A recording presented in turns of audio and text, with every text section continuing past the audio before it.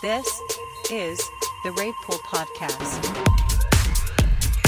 Welcome back to the third edition of the RavePool podcast. If you've ever spent a sunrise in a warehouse or lost your mind to a track at 4 a.m. only to find out it's a white label you'll never find on a streaming app, you know that the soul of dance music isn't found in an algorithm, it's found in the community. But for the people making the music, the system is, to put it bluntly, a bit broken. Today we're joined by a man who has lived on both sides of the speaker stack, from DJing illegal office block parties in Detroit and sets at Glastonbury, to spending 20 years in the world of high-level software. He's now trying to fix the starving artist glitch. More so than that, he happens to be my partner. So I've decided to take over the podcast this month and give you, the listener, the chance to hear more about how RavePool came about and what it's like living with someone as obsessed with rave music as he is. He is the founder of RavePool, a platform built by a raver for ravers. So Dave Curran, welcome to the show. Hello. Before we get into the code and the spreadsheets, Dave, there's stories of you DJing on top of office blocks in Detroit and underground raves in Budapest. Not to mention festivals like Boomtown, Glastonbury and Dower. How did you get started, and what is the one moment from those early days that made you realise this music was your life's work? Right, firstly, hello, and hope you're all right. Hello. Thank you This for doing is weird. Thank you for doing the introduction. Big up to Shaz for doing the introduction on this RavePool podcast. You ruined it now they know who I am. It's all right.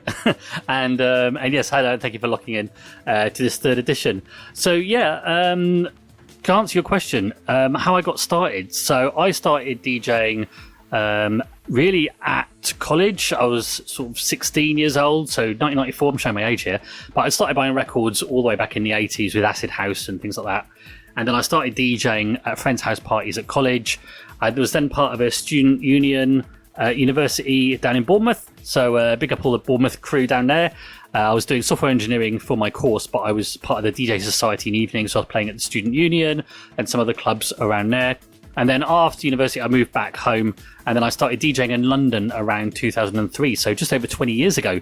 And yeah, I've been lucky enough over the last 20 odd years to have a position in different places within the dance music scene, you know, running labels or DJing, being a resident. And then, playing at places like Detroit and Toronto and Budapest and Sweden and lots of other sort of fun adventures. So, yeah, that's my background. Great, thank you. You've been a resident for a certain notorious London rave party since 2006. Big up Bangface. I wonder what that might be. How has the energy of the dance floor changed from then till now? I mean, I started going to Bangface around 2005 when it was at Electroworks down in London. I remember that night. An amazing, amazing club. I still love Electroworks. It's probably my favourite club. Best not we don't talk about that. I mean, the crowd then, I wouldn't say it's that different to nowadays, really. Certainly in terms of Bangface, it's not like that. It's stayed as energetic and as crazy and fun as I think it ever has been. But I think more generally, people are a lot more clued up on music than I think they were back then. People, I think, sort of around late 90s, 2000s, people who were there was always train spotters and chin strokers and things like that. But I think people were just along for the ride. I think nowadays people are a lot more clued up, and sort of social media has obviously taken over everything. So I think that's a huge amount of what's changed nowadays. And, you have to not just be an artist or a DJ or a producer or whatever. You've also got to be, a social media tycoon to get known nowadays. So that is something that has changed a lot. But I think the energy of the dance floor hasn't really changed. It's people still want to go out and have fun and dance about. And I don't think that'll ever change. Every founder has a fed up moment. Was there a specific conversation with another artist where you said, enough is enough, I have to build something better? I think it's always been a case that there are certain artists who are taken advantage of, and that's always been the case, even from the early 90s. There was certain DJs, especially the warm-up DJs, who were taken advantage of by promoters, and then with the advent of streaming services, that's like blown up times 1,000. So, but back at the start of lockdown, I was doing some talks at a local community event. I'm in Milton Keynes in Buckinghamshire in the UK, and there's a thing here called MK Geek Night, which is all for tech people, but it also leans over into the creative industries and creative arts as well. and I was doing a talk there about people who, follow the DIY route, and you start making music in your bedroom, and then you ended up playing dub plates or CDs, places that you were lucky enough to be asked to DJ at, and went from there. But especially around that time where people weren't able to go out, the only real outlet for people was either to stream online or to put their music onto download services. And there was an explosion around that time of the prevalence of download sites, streaming sites in particular, I mean. And loads of people were saying to me through events that I was helping to run, and I'm talking about Bangface here. There's a part of Bangface called the Hard Crew Heroes, which is all about giving up-and-coming DJs and hard crew a slot at a major event. And a lot of them were saying to me, how do I get on Spotify, or how do I get on that platform, and why is it so hard? So that was really sort of made me think I need to do something about this, or can I do something about this? Can I just say, boo, Spotify. Boo. We'll come on to that. But no, in terms of like having a fed up moment, there was a time, I think it was like 2013, 2014, where I think part of it is that, obviously, we'd had our second child, and I was really tired, and I was working full time, and then DJing at the weekends, and like doing dad stuff at the weekend as well, of course. And I was tired, and I can't remember if work was going well or not at that time, but I was just exhausted by it all, and nothing seemed to be getting any better in terms of getting your tracks more noticed or anything like that. And I think at that point I was close to just saying, do you know what, I'm fed up with all of this, and I'll just knock it on the head. No, you did say that quite a few times. But I told you no. Yeah, exactly. That was one of those moments. But yeah, there are other people who have left the scene because they felt the same way, and they've just got frustrated with it. And I think of all the amazing music that could have been made if only the artist had stayed part of the scene. I'm thinking of a few artists in particular who left it and went on to other things because they just couldn't afford to live, through making music. And for most people, that's not going to be the case anyway. But they not only found it really hard to get any money for their art, but also the recognition and for them, the appreciation of it. And they were making good music, and they just left it, and it's a shame. You have over 20 years' experience in both electronic music and software. How do those two worlds overlap for you? Does coding feel as good as mixing? It's a very geek answer for that. No is the answer. Not for me anyway.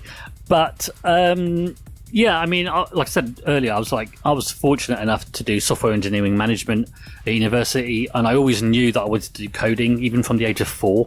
I'm one of those really annoying, lucky people who knew even before I'd started school what I wanted to do as a career.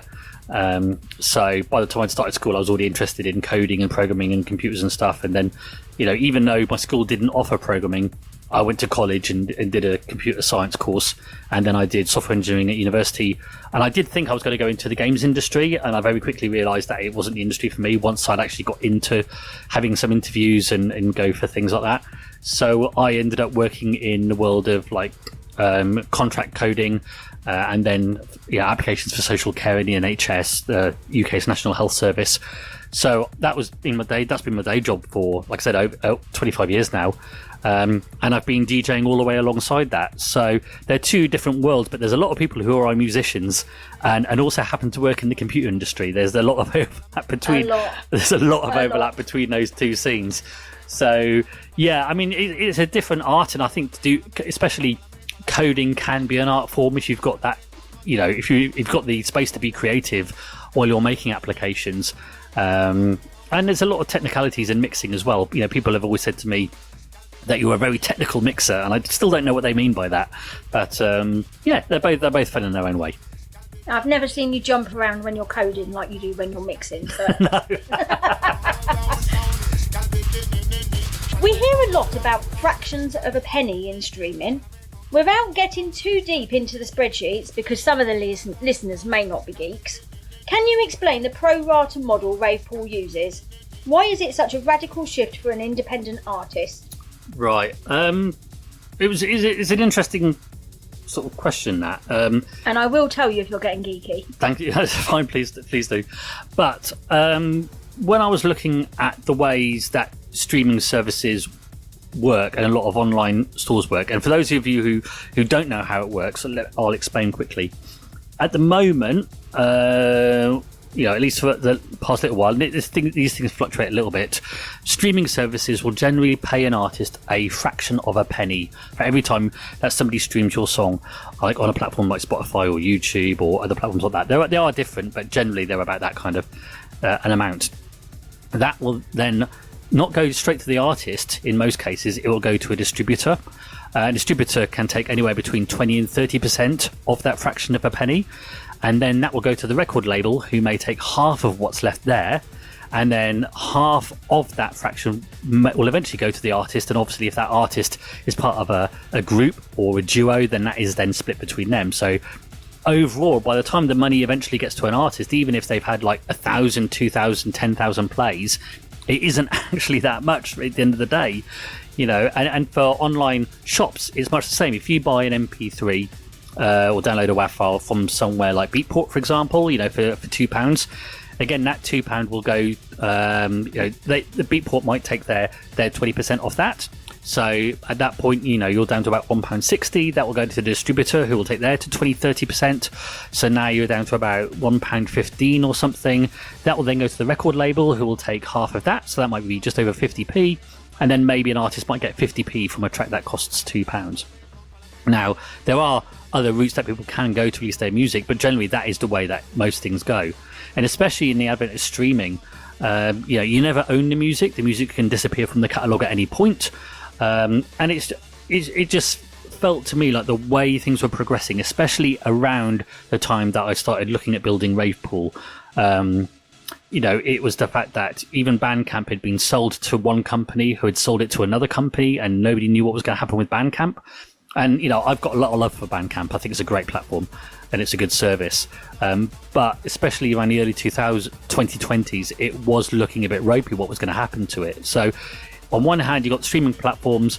On one hand, you got online digital stores that were losing money to the streaming platforms anyway. And then you had places like Bandcamp that looked for a time like, they might get bought out by a rights management company. So that's why I decided to re-look at it and do RavePool a different way. So the way that RavePool works is that, artists can put their music on there for free. It doesn't cost the artist anything at all, not even, to take their money. You can upload your music for there for free. But then people subscribe to the service, and a lot of it is because you can download the music. But I think a lot of the people who do subscribe to RavePool, and thank you so much for the people who do, they know that they're supporting artists more directly, because what we do is that we take everyone's subscriptions, we look at all the artists that they download from in a month, and then we pro-rata that. So if you're paying £20 a month, let's say, for your subscription, RavePool needs 20% again to actually pay for the servers and the platforms. That's just costs that we have to run it. You can't get around that, unfortunately. But then that remaining money, that £16, is actually divided and prorated between the artists that you download. So if you've only downloaded music from one artist that month, the artist gets a full £16. If you download it from two artists, then that, and downloaded the equal number of tracks between those two artists, they'll both get £8. But it's all done exactly on the tracks that you download. And as a DJ, you get to keep those tracks forever. They're yours. You're not going to lose them because the platform's decided that you can't have access to it anymore. It is yours to keep forever. But it means that the artists, instead of getting fractions of a penny for one stream, we had someone a few months ago who ended up getting paid £80 for one track, because if you don't use the platform, unlike other streaming platforms and other sites, your money's not lost. We actually roll your subscription over, and then we use that to pay the artist the next month. We don't just keep it. That is still your money that you dedicate to the artists. So if you pay for a RavePool subscription for 3 months, let's say, and you pay £60, and then you download all the music that you want in your 4th month, we haven't just kept 3 months of your subscription. We've actually totaled it all up and still divided it between the artists, even though you downloaded them in month 4. And I think that's fair. I think it's the way that artists should be compensated for their work, and at the same time provide music fans and DJs a real way to get tunes that they know is actually benefiting the artist and helping the scene as a whole. Essentially, you want to create a platform which pays independent artists fairly for their work. Yeah, that's it, essentially, yeah. You've spoken about how record labels and distributors often take cuts before the artist sees a penny. In your ideal world, what is the actual role of a label in 2026? I think labels are really important, and there are a few labels on RavePool who upload collections of tracks for different artists, on their behalf, and that's absolutely fine. RavePool can be used by artists. I've referred to artists quite a lot, but there's no problem with a label putting a load of tracks onto RavePool for different artists. That's absolutely fine. And I think a label is still a really great way for a group of artists to come together under a kind of an umbrella that represents their music and is a way for them to really get together and showcase their music as a whole. I've run a few different labels in my time, and at the moment I'm sort of co-running Endor Recordings, which started in 2010, so it's been around for 16 years now, which is insane. And then I run another label called Remix Everything, which is a charity-based label. But if I'm talking about like Endor Recordings, for example, what I like about managing that is that it allows people to come in who all have music around similar veins and similar energies in them. If you're an artist that makes some kind of subgenre footwork, for example, it would be nice if you find other artists that make the same music as you to collaborate together and put your music out under a common header. So if somebody looks for that label, they'll find your track, they'll find your friend's track, and other artists who make the same kind of stuff. So I think labels are still really, really important. And as well as for DJs to know that, there's for example, in the drum bass scene, I love Eat Brain Records, for example, and if I see artwork that's got the Eat Brain logo on it, for example, I know I'm probably going to like that track no matter who the artist is, because they've all got that similar vein. It helps for merch. It's nice having to have that, the record label's t-shirts or jackets or whatever, or hoodies. I think it's really, really important that there are still labels out there, and it makes it easier for people to discover music. So I think they're still very important and a great thing. RavePool says it keeps tracks relevant for a rolling 3-month window. Why did you choose that specific time frame? Is it a fight against the archive, or a way to keep DJs constantly hunting for the new? I'm going to get people now who are listening to this going like, well, I uploaded my music to RavePool more than 3 months ago and it's still there. With RavePool, the official terms and conditions is that a track will stay on RavePool for 3 months. In reality, at the moment, because it's still a growing platform, we keep the tracks on there for a year at the moment, but it's a minimum of 3 months. The reason we did that, there's a few different reasons. One is to keep the costs of running the service down, so we don't have to take so much of people's subscriptions. The more tracks you're hosting on your cloud services, because we're based on Microsoft standard infrastructure, so it's all run properly. That obviously costs to host those files. So I'm always monitoring that and seeing how much that costs. And if or when RavePool gets tens of thousands of tracks uploaded to it every month, for example, that's going to cost a lot of money, and I don't want to take any more of people's subscriptions than we have to have the platform running. So we made calculations over what we need, and we worked out that after about 3 months we would need, when we've got a big catalogue, to start removing tracks from it. It also means that the music that you're downloading as a DJ is relevant. A lot of music platforms and streaming platforms will have tracks on there for years and years and years, which is cool. That's fine. But if you're looking for new music, especially as a DJ, that can make it quite difficult. So you always know that the music that you're looking at on RavePool is current and it's relevant. So there's a few different reasons that we've done that.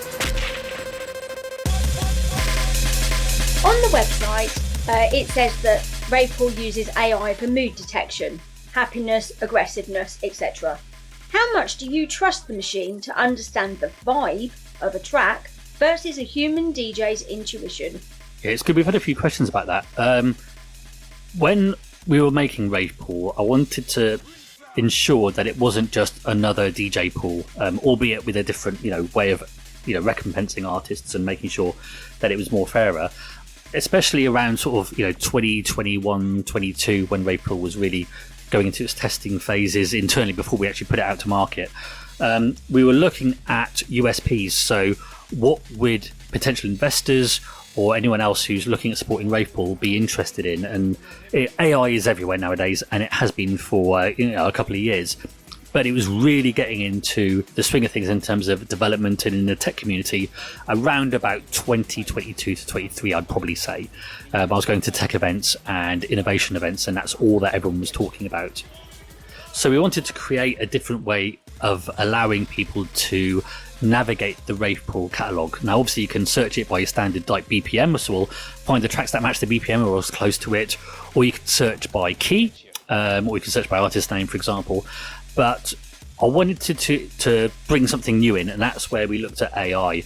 And I thought that'd be a really interesting way of helping DJs build their sets. You know, when I sort of bring tracks together to play at Bangface or other events, I'll think about the event, the kind of event it is, and when I'm playing, and then in my back of my mind, I'll have an idea of how I want the set to progress. So generally, I'll start the set, you know, a little bit slower, and I'll have tracks that are happy and euphoric, but not too intense and crazy. And as the set progresses, I'll gradually engineer the set so that as the track gets on, the BPMs increase, it becomes a little bit more discordant, more energetic, more frenetic, and towards the end of the set, you know, I ramp up the aggression and the craziness of it. So I wanted a way of being able to navigate the RavePool catalogue that lets me look for tracks in that mood. So we came up with this way of actually analysing the music. So we looked at different platforms out there, and we started talking to the University of Barcelona because they were doing lots of work around AI development, especially around analysing audio around that time. So initially we sort of looked at and evaluated one of their platforms that they were doing internally for R&D. And as part of that, we took that idea and we adapted it for what is now behind the RavePool's AI analytics. So that's been trained on something like, I think it's about 30,000 tracks for the model. And then that's what initially launched with RavePool. So that's what works out whether a track is specifically danceable or uplifting or moody or aggressive or whatever. That's where that came from. But then if you upload your track to RavePool and it does the AI analysis and you don't agree with it, you can change those sliders. And then what's happening over time is that we are rerunning the model specifically on what people say that the model got wrong in the first place. So if you upload a track to RavePool, it doesn't say it's aggressive enough, and you ramp up the aggression and the danceability of it. The next time we run the model, it takes that into consideration for all tracks. So it looks at your track and then it says, right, okay, I got that wrong. I need to know that for all other tracks in the future. So over time, it will, you know, hopefully improve itself and get better at analysing tracks. But I think for DJs, you know, it's a real tool for helping you plan your tracks because everyone's different. Interesting.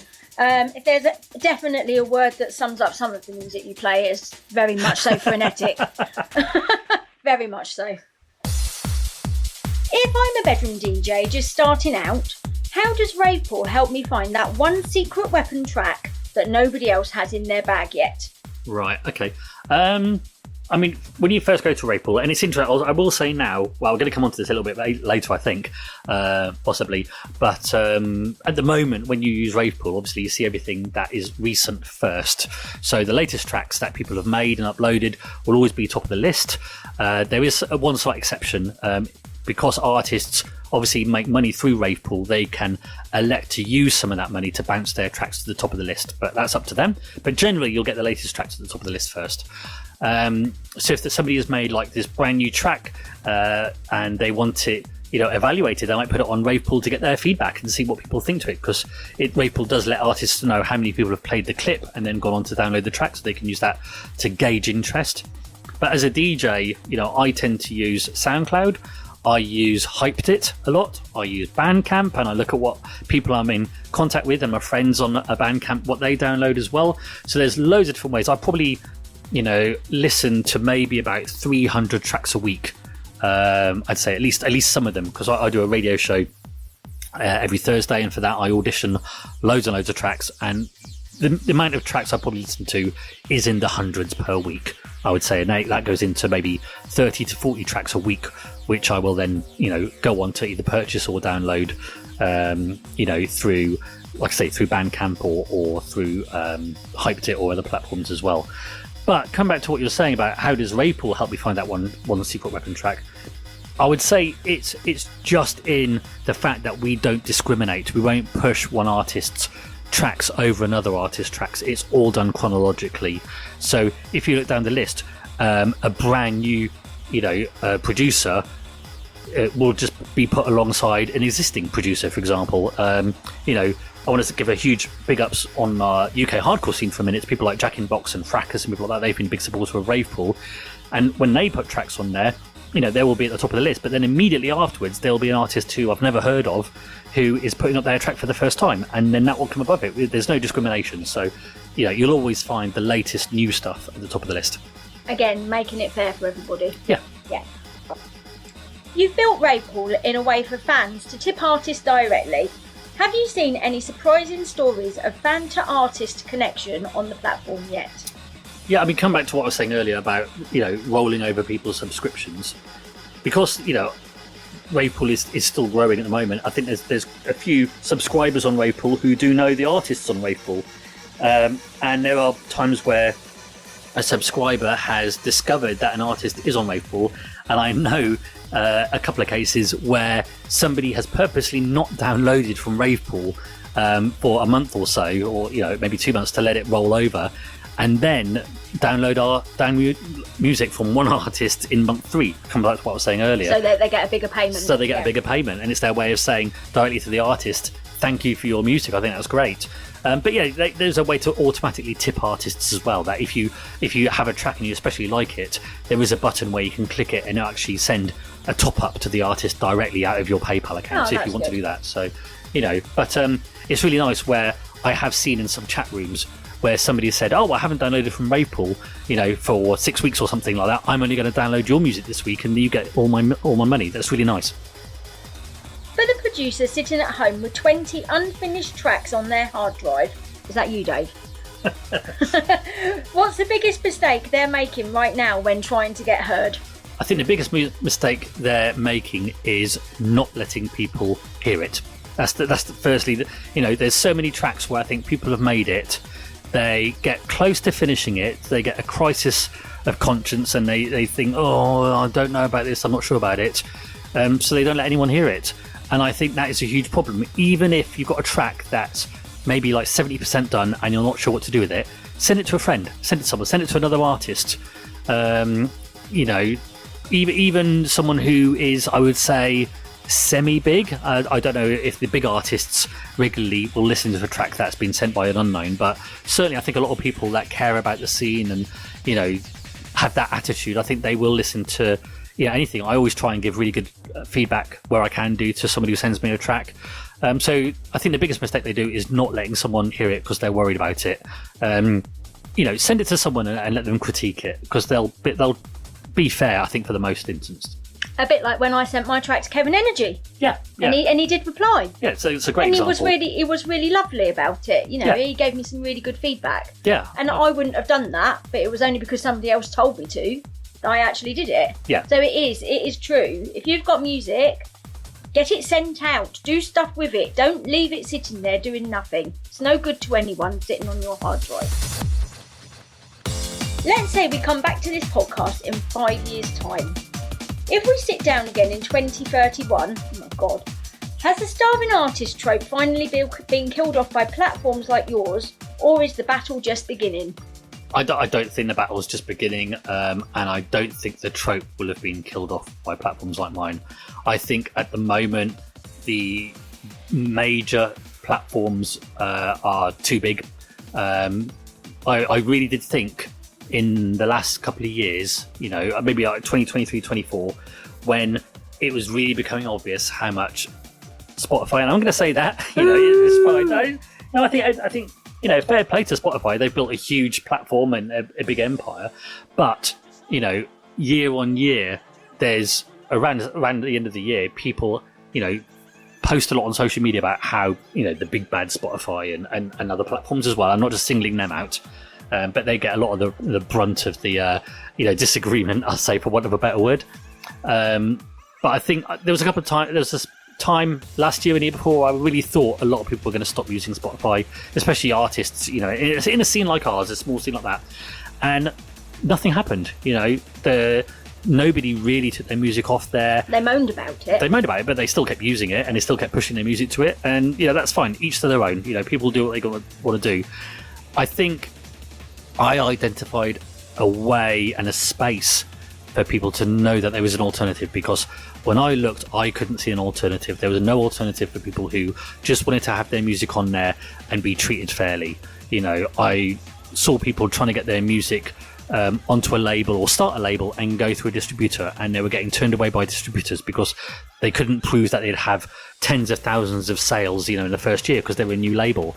So artists couldn't get onto a label which was the new label, that couldn't get onto shops and platforms, or they might have to use another kind of streaming service or another distributor which wasn't going to treat them fairly. There was no other outlet. So that's why RavePool started.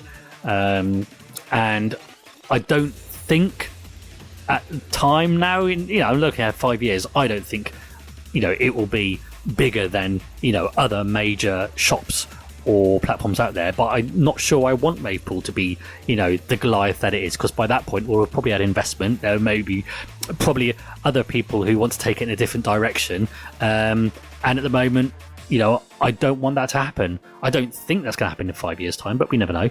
I'm not saying I'm going to sell out, because I won't ever allow that to happen, so don't worry. But I'd like to hope the starving artist trope has been killed off at least a little bit. There are encouraging signs. I know Ireland is now looking at a universal basic income for artists, which is fantastic. I know in America they are putting measures into law, where they were looking at doing it recently, to say that platforms can't take advantage of artists. There has to be a minimum threshold that they're looking at putting in, and the EU is doing the same. So I don't think it will have been killed off entirely. I think it will be better. And I think the battle has begun. Put it that way. Speaking of years, it's been almost 2 years now that RavePool has been going. How do you feel it's gone, and what do you wish had gone better, and what are you proud of? Well, I'm proud of the fact that we're still here. I cannot tell you, this is the first time I've run a business. I've in the software industry, I started off as an analyst coder, and I went my way up to being a director of a software company, which is great. But, in terms of RavePool, starting a business was scary. I cannot say how complicated it was. There's times where I think, this is easy. And then you get into things like all the actual, what I call the business side of running a business, things like the bank accounts and the corporation tax, and making sure everything is done really properly. And that's been a huge thing I've had right from day one, that RavePool is a properly incorporated limited business, and everything is done the correct way, the right way, with all the I's dotted and the T's crossed. That's very important to me. So I'm very proud of that, and I'm proud of the fact that we're still here 2 years later. There's a huge number of startup companies which don't last 2 years. So the fact that we're even here is incredible. And I'm really, really pleased with the support. I do wish, as I always would do, that there are more subscribers and there's more support, but that's an ongoing battle. That's absolutely fine. And I wish I had more time, which I suppose is the thing that everyone always wishes they had more of. But I'm juggling a lot of balls, and I hugely appreciate the support that I have got. I cannot tell the people who are listening how much I do appreciate the fact that they are listening, and the people who do support the platform and upload to it. I cannot tell you how much I appreciate that. And it's an ongoing battle to grow it, and it's not a battle I'm in anywhere near ready to stop doing yet. It's something that for years I've always been keen on, even... You have been talking about this for years, and I mean years. Yeah. But, I helped run an event back in London, back in 2005, and I ran the second room, and the first thing I wanted to do there was get people who weren't well known up and playing, because I loved their music, and I think other people should have heard their music. And then at Bangface, where James asked me if I wanted to, this is James, who's Saint Acid, who runs Bangface, where he asked me if I wanted to help run the Hardcore Heroes takeover, something I've now done for over a decade. I was always very keen on getting people who I don't think other people had heard of or appreciate enough. And that room and those takeovers have elevated a lot of those artists into more of a forefront for other people, I think. Yeah, so, and that's the ethos I've always had, I think one of the strengths in my day job is my ability to support our customers and help them, and that's all I've ever wanted to do. So yeah, I think it's gone really well. The fact that we're here, I think it could go better in terms of, you know, growing the subscriber base and growing the support and getting more labels on board and getting more artists involved, and especially moving into different scenes. I was going to say different genres. Yeah, different scenes. You know, I know the breakbeat hardcore scene, I know a bit of the jungle scene and drum and bass scene, and you know, and that I've got friends who are in the techno scene that I need to speak to them more.